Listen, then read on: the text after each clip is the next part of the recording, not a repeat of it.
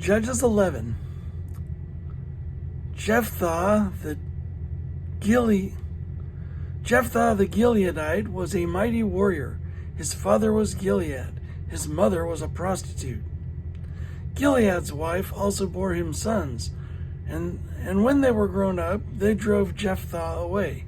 "You are not going to get any inheritance in our family," they said, "because you are the son of another woman."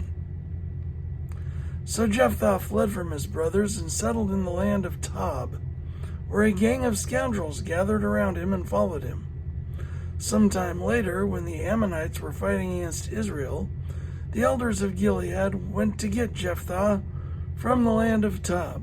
"Come," they said, "be our commander so we can fight the Ammonites." Jephthah said to them, "Didn't you hate me and drive me from my father's house? Why do you come to me now when you're in trouble?"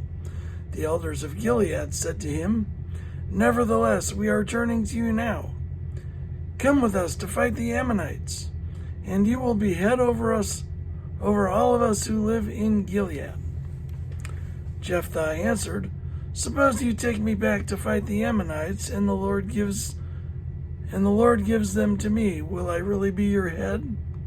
The elders of Gilead replied, "The Lord is our witness. We will certainly do as you say." So Jephthah went with the elders of Gilead, and the people made him head and commander over them, and he repeated all his words before the Lord in Mizpah. Then Jephthah sent messengers to the Ammonite king with the question, "What do you have against me that you have attacked my country?" The king of the Ammonites answered Jephthah's messengers, "When Israel came up out of Egypt, they took away my land from the Arnon to the Jabbok, all the way to the Jordan. Now give it back peaceably." Jephthah sent back messengers to the Ammonite king, saying, "This is what Jephthah says. Israel did not take the land of Moab or the land of the Ammonites, but when they came up out of Egypt, Israel went through the wilderness to the Red Sea and on to Kadesh." Then Israel sent messengers to the king of Edom, saying, "Give us permission to go through your country," but the king of Edom would not listen. They sent also to the king of Moab, and he refused, so Israel stayed at Kadesh. Next they traveled through the wilderness, skirted the lands of Edom and Moab, passed along the eastern side of the country of Moab, and camped on the other side of the Arnon. They did not enter the territory of Moab, for the Arnon was its border. Then Israel sent messengers to Sihon, king of the Amorites, who ruled in Heshbon, and said to him, "Let us pass through your country to our own place." Sihon, however, did not trust Israel to pass through his territory. He mustered all his troops and encamped at Jahaz and fought with Israel. Then the Lord, the God of Israel, gave Sihon and his whole army into Israel's hands, and they defeated him. Israel took over all the land of the Amorites who lived in that country, capturing all of it from the Arnon to the Jabbok and from the desert to the Jordan. Now, since the Lord, the God of Israel, has driven the Amorites out before his people, Israel, what right have you to take it over? Will you not take what your God, Chemosh, gives you? Likewise, whatever the Lord our God has given us, we will possess. Are you any better than Balak, son of Zippor, king of Moab? Did he ever quarrel with Israel or fight with them? For 300 years Israel occupied Heshbon, Aroer, the surrounding settlements, and all the towns along the Arnon. Why didn't you retake them during that time? I have not wronged you, but you are doing me wrong by waging war against me. Let the Lord, the judge, decide the dispute this day between the Israelites and the Ammonites."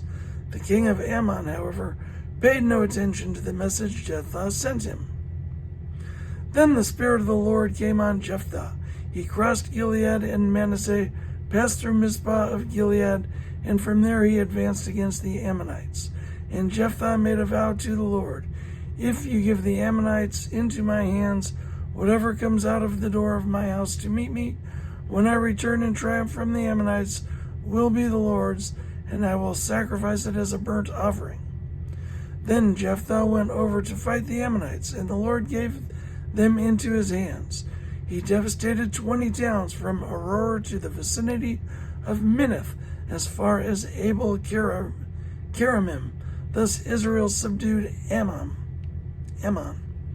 When Jephthah returned to his home in Mizpah, who should come out to meet him but his daughter, dancing to the sound of timbrels?